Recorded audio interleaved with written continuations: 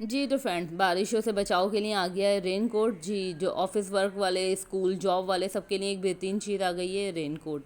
और पूरी एक शर्ट बनी हुई है ये, और बहुत अच्छे मटेरियल वगैरह सब अच्छा है। ख़ासतौर पे इसमें बटन भी लगे हुए हैं आगे, आप आराम से इसे कैरी कर सकते हैं। हैवी से हैवी लोग भी इसे आराम से कैरी कर सकते हैं।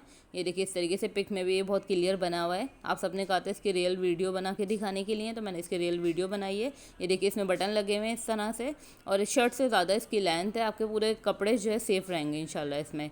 आप सीन भी देख लें, काफ़ी स्लीव जो है काफ़ी बड़ी बड़ी हैं इसकी। ऊपर सर का भी कैप है इसके साथ ही ज्वाइंट हुआ हुआ है। और एक अच्छी चीज़ बनाई है बहुत ज़्यादा, ख़ास तौर पे ये कि बारिश में जैसा भीगते हैं सारे कपड़े ख़राब, तो उसके लिए तो बहुत ही बेहतरीन चीज़ है। और काफ़ी माशाल्लाह से ऑर्डर जा रहे हैं, काफ़ी लोग इसे पसंद कर रहे हैं। और बिग क्वांटिटी में ये कि आया हुआ भी है अभी ये, तो आप लोग ऑर्डर कर सकते हैं इसे।